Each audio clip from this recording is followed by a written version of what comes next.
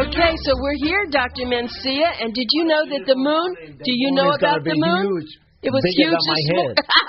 No, it can't be bigger than your head. But I have to tell you, this morning I got up at 4 o'clock and I looked and it was like it was daylight. Yes. Fabulous.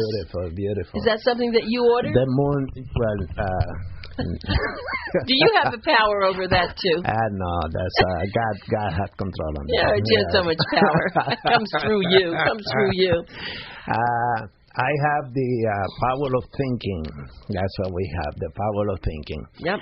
And one of my patients that came this week is a new patient, and he came through from the radio show. And was it hypnotist? Well, he wanted to have a tour of the office, and I gave him a tour of the office. And he said, you don't do justice to your practice in your radio show. You guys should be like, talk about your program. Talk about the kind of thing you are doing here. It's so important. And I say, you know what? I'm going to dedicate the radio show to my practice. Okay. I'm just going to talk about my practice and what we are doing. Okay. And to those of us that are our faithful listeners. I'm going out to have breakfast. You just talk. I'll close the door on you again. Lock me out like you do. Beautiful flower. Thank you. Because I knew I was going to see you. I had to make everything beautiful here this morning. You knew it was going to be a romantic morning. Oh, just you and I. Yeah.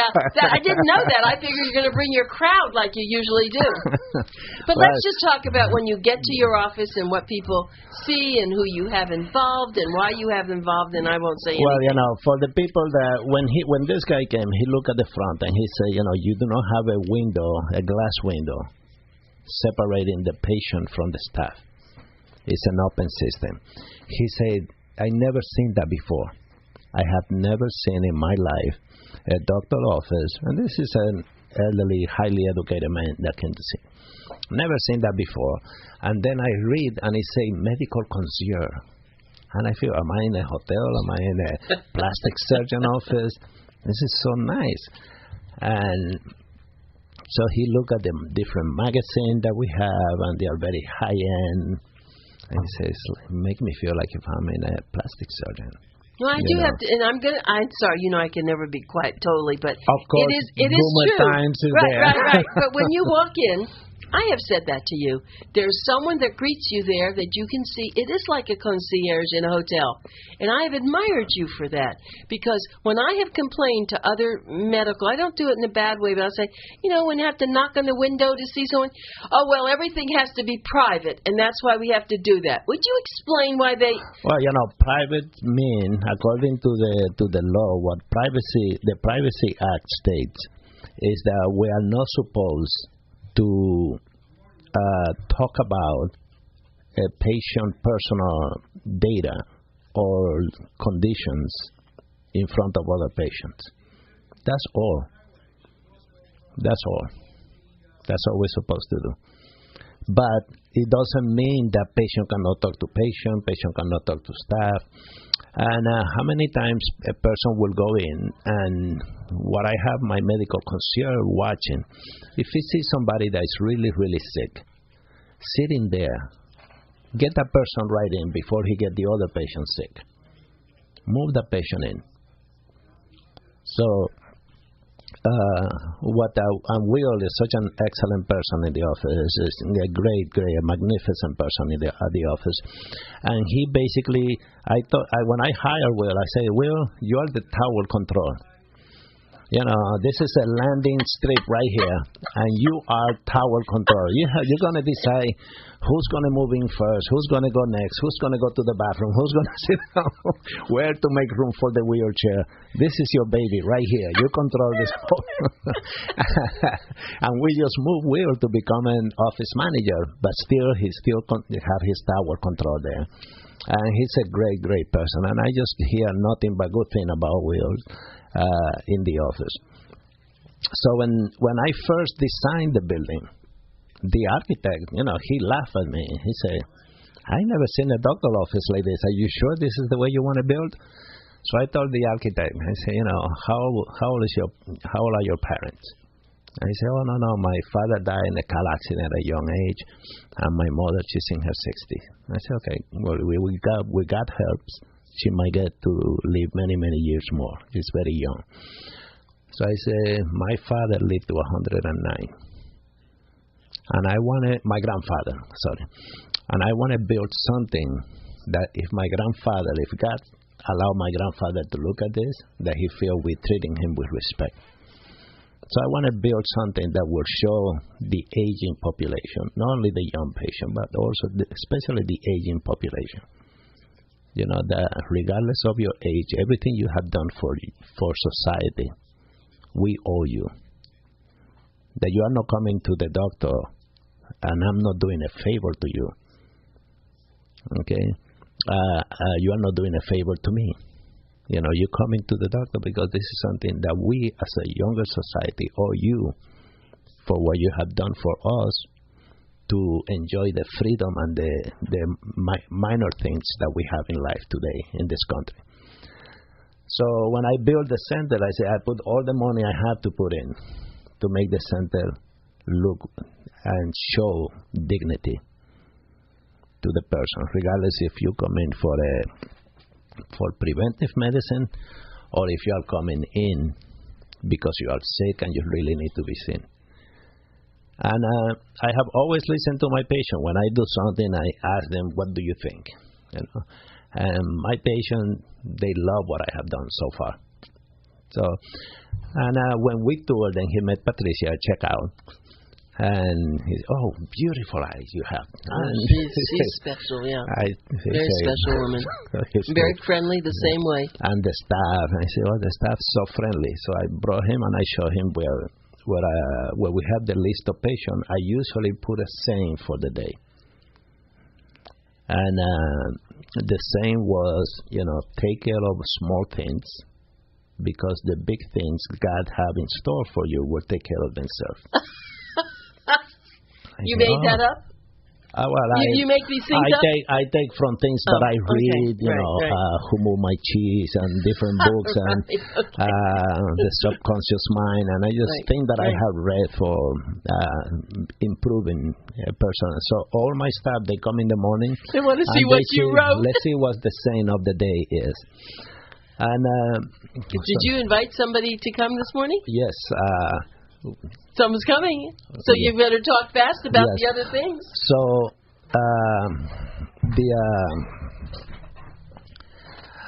when we put the program together, we say, well, you know, having a primary care is not enough. We need to have more than that. We need to have also dental office in staff in the facility, having the neurologist, having the dermatologist, the podiatrist, the psychologist, the hypnotherapist, the nutritionist, all under one roof. But I say I don't want to have it segmented. So I explain to my patient it's not going to be segmented. I try to do it so that it's an open system that we can communicate with each other. And he say, this is a fabulous idea. It is. You know, it's the way that hospitals were supposed to be originally. But it's not what's happened there at all. I mean, it's like everything is separate now. And this one doesn't know what that one's doing. And you're lucky, you know, that you may have patients who come actually to you, and they have gone to a separate podiatrist somewhere else and a separate cardiologist. And I hope that they understand when they come to you that it's all there. It would be so much nicer. It's a better type of care. You know, you get to the bottom of the problem a lot faster. It's called comprehensive. It's very comprehensive. Holistic. It's holistic. It's the magic that you have there at your center, and I think everyone. I don't know if it's in the water. Something happens at your place with the people. Oh, everybody! It's your staff. Everybody's drinking the same stuff. Yeah, Einstein said that when you leave something very organized, the law of the universe, if you don't touch it, it will get disorganized all by itself. So to organize something, to have it working properly, it takes energy. And you have good energy there. So you have I'm always putting energy into creating that atmosphere. Just like our radio show. Just like our radio show. And we have this very attractive man that's just kind of come into the office. I have no idea if he's here to sell She never something. knows. Who's he going to do? I don't know. Tell me what you do. Charles. I'm a shy, quiet, retiring kind of guy. Okay. My name's Charlie Sandberg, and Hi, Charlie. oddly enough, my wife and I are patients of Dr. A real patient? You mean this is not fictitious when you tell me about your patient? You're a real patient. Most of the time. Sometimes I'm a fake patient, but Are you here because he said, why don't you come in and be a patient? We've been talking about a couple of things to get people active. To do things. Do we want people active? Of course. Okay. Rather than I realize that come fall the Dolphins have to play, right? Okay, things like that, and so. Maybe you have to take a little time to sit down and just relax for a couple of hours, and who knows what's going to happen with them this year. But anyway. But when you talk, Charles, when you talk to patients, but active is important. Yeah, when you talk to patients and you say, "What kind of activity do you do?" Most of them they say, "I play cards," or "I go for a walk," and that's not enough. There are so many other things we can do. And when Charles told me what he does, I said, you have to come to the radio show. What do you, is this okay for the radio? Sometimes. A little too sexy? Go ahead, because you can tell us. We can handle it. No. What do you do? Scuba diving. Scuba. Have you ever scuba dived? I'm afraid. Oh, you see? I snorkel. No, I snorkel, but I'm afraid to scuba dive. Okay. We're going to get you. You're going to be the first one there. We're going to get you. Why did you come today? After hypnotherapy, then that's your next step. Okay. There are a couple of really big misconceptions about scuba diving.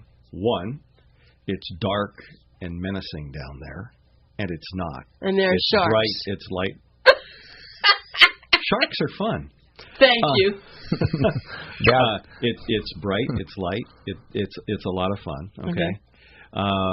That's number one. Okay. That it's dark and menacing down there.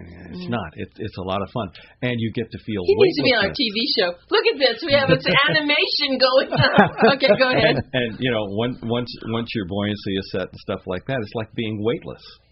Why not take advantage of basically part of our environment that's 2/3 of our planet, which is water, okay?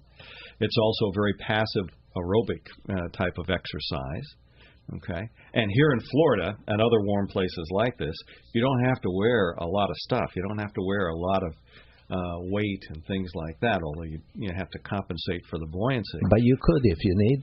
Because we are rentable, you don't have to. It's not a big investment. You need to wear a wetsuit and stuff like that.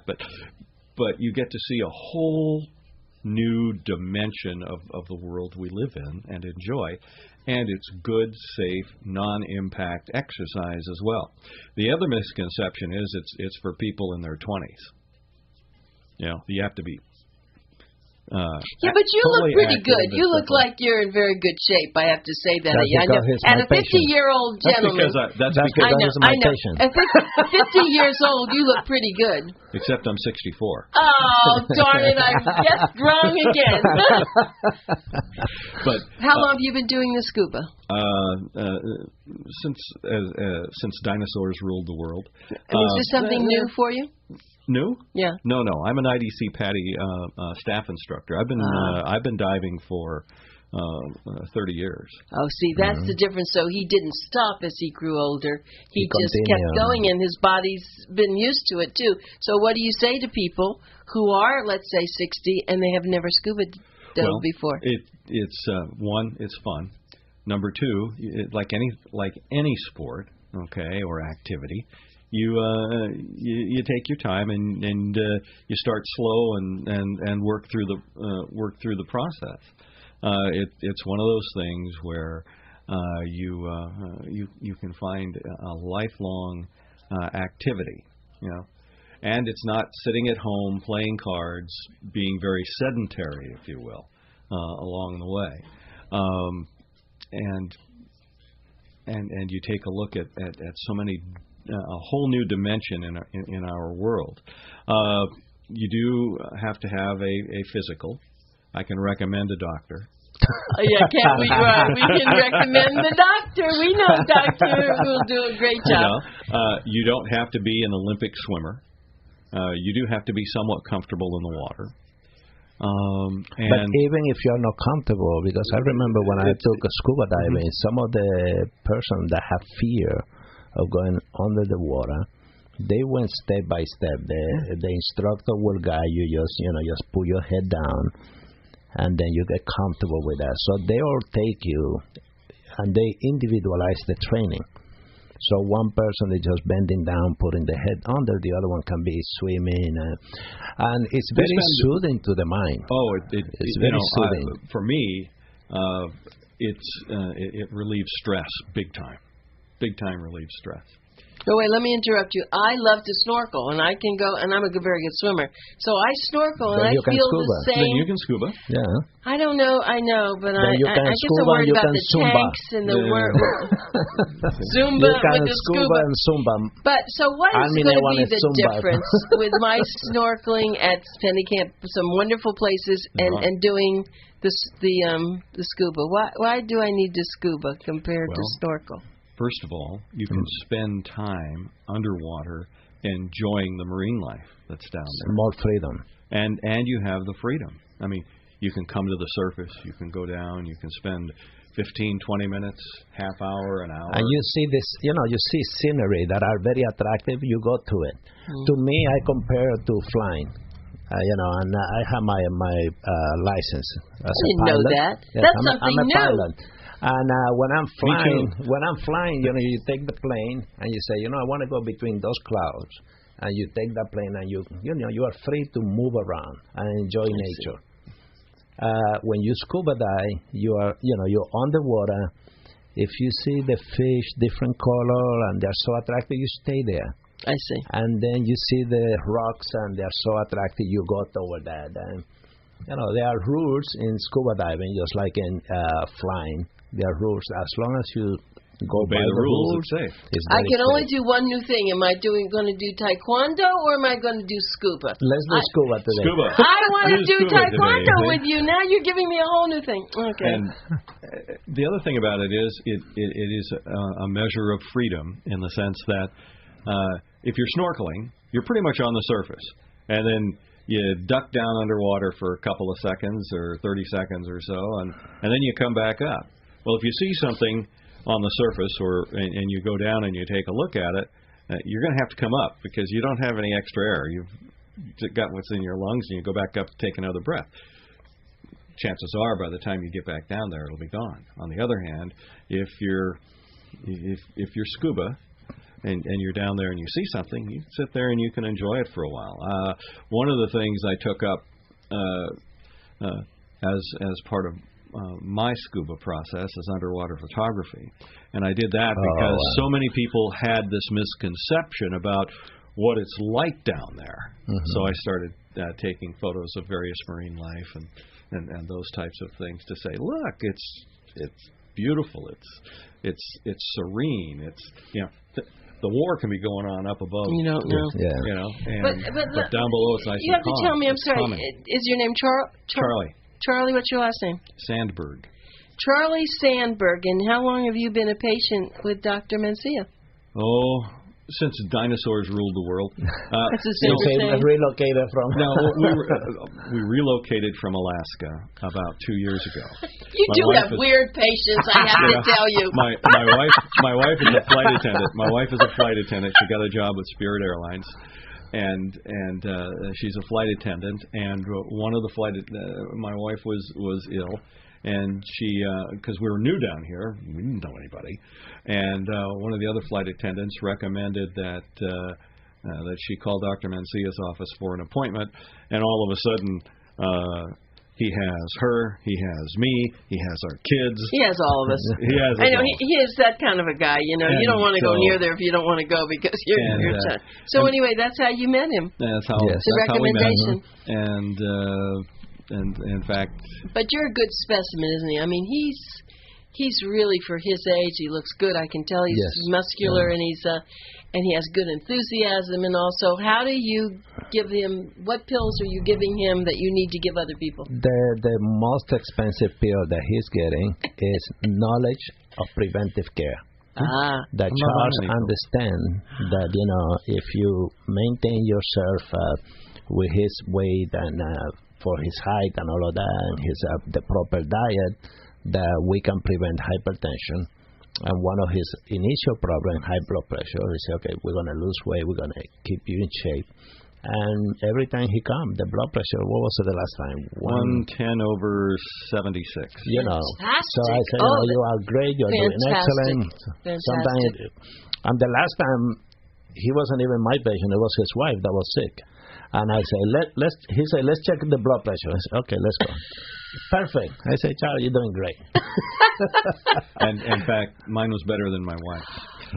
This is wonderful. Well, and no pills. Yeah, yes. This is great. Well, that's what, I don't know if you've listened to the radio show before, but Dr. Mencia does profess that. He really doesn't want people to be on medication unless you really have to be. It's kind of interesting because the doctor I had before said, okay, we'll control your blood pressure. Here's some medication, okay? And you'll have to be on it for the rest of your life. And then what happens is you can't have sex the way you did either, too. You know, a lot of that happens with the blood pressure. Maybe it didn't affect you, but it does affect people. It affects everything, yes, of course, because it has to do one thing, well, that affects another thing. Because it impacts the quality of your life. Now, I'm not saying that people don't need medication, because there are some things that you don't. Of course, yes. Right. But when he said, no, we're going to control your weight, we're going to do some other things, and I'm going, yeah, right. And so we actually weaned me off the medication I was on. Fabulous. And one of his nurses, because periodically I check my blood pressure now, which I never did before, and the time before you checked it, it was 106/70. Yeah, that's an amazing thing, isn't it? And he goes, what pills are you taking? What are you doing? That was Juan. And what are you doing? That was Juan. What are you doing? I said, you need to scuba. That's what. How often do you scuba, by the way? You know, I do it weekly. I wish I could say I do it daily. But weekly, once a week, you really have done it. I do it about 3 times. This is amazing, isn't it? Once you get into it, it's like any other sport. Okay, how far do you want to get in? Exactly. But what we do, it's one of those things that you need to do regularly. It's like running. It's like anything else. But for instance, with running, there's some impact to it. Okay, from an aerobic standpoint. This is like free flow. But in this case, it's non-impact aerobic. Believe it or not, you're exercising all of your muscles. Your lungs, your legs, your arms, those types of things in the water, and by the time you get out, you really have had a totally enjoyable experience, but you've had a great workout as well. That's great. I mean, you ought to have a school. Well, we have now at the office. Not a scuba school. No, actually, sign in. We do have a sign-in sheet that you need to sign in, because we do want to put together some classes. We want to offer it to the patients. To offer it to the patients, so that they can get up off the couch, so that they can have a really nice experience and expand their horizon concerning the world we have. This is beautiful. I have one of my patients. She's going to start a walking club for their patients. All right. Because they all come to me. I can say who can go for a long walk and a short walk, high impact, low impact, and we're going to start that soon. So how about the cooking school? I want to know, because you all do a lot of good cooking too. Let's really get started here. That's my specialty. I'm sure it is. That's my specialty. He and I are going to have a cook-off. A cook-off. Okay. You cook too, right? I do. Yeah. Oh, this is. You see, I thought this was going to be a dull show today with just you. Never. Just you and talking about all the great people you have, and then you bring in Charlie. Whenever it's you and I, it's always a sexy show. Oh, yeah, right. But now we have Charlie here interrupting us. It's not sexy anymore? I think he's a very sexy-looking guy. He's a sexy-looking guy. Sexy-looking guy. My wife will thank you for that. He may have a romance under the water with fish. There's some cute-looking fish under there. I will tell you a story. We only have 1 minute. Okay. Can you do it 1 minute? Yeah, okay. I can. In Alaska, dove regularly too, and did classes and stuff like that. And a stellar sea lion came along in one of our night dives and stuff like that, and took quite an interest in me. And I knew it. and one of my friends, there were three of us that teach regularly and stuff like that, and he goes, "Okay, Charlie, you have a new girlfriend. Her name is Stella the Sea Lion." And sure enough, we were getting set to do the class the next day, and we're orienting the students and stuff like that. And up pops this sea lion, and she literally swam around our class that day. We don't know why it was but it turned into an absolute funny thing all that weekend. I did snorkeling and scuba diving in Hawaii, and definitely if you do either in Hawaii, you fall in love with the sport. So it's something to for you to look into. What number can they call? Or just they can call your office. Let's just call Dr. Mencia's office and ask. And we are open on Saturday. And they're open on Saturday. We want to talk Charlie the Sea Lion. No, I'm kidding. We want to talk to Charlie. I'll give you my cell phone. Give you my cell phone. Okay. It's 907-244.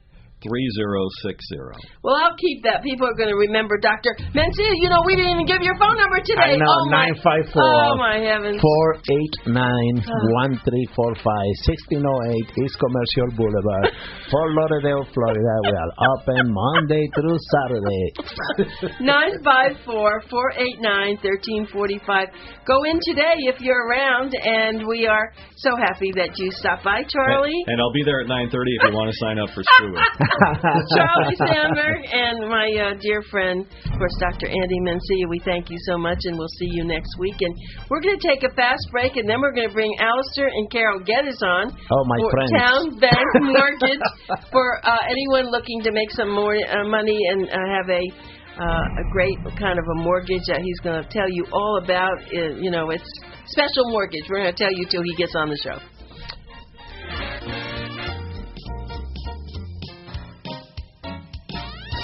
Ask yourself one question truthfully. Are you financially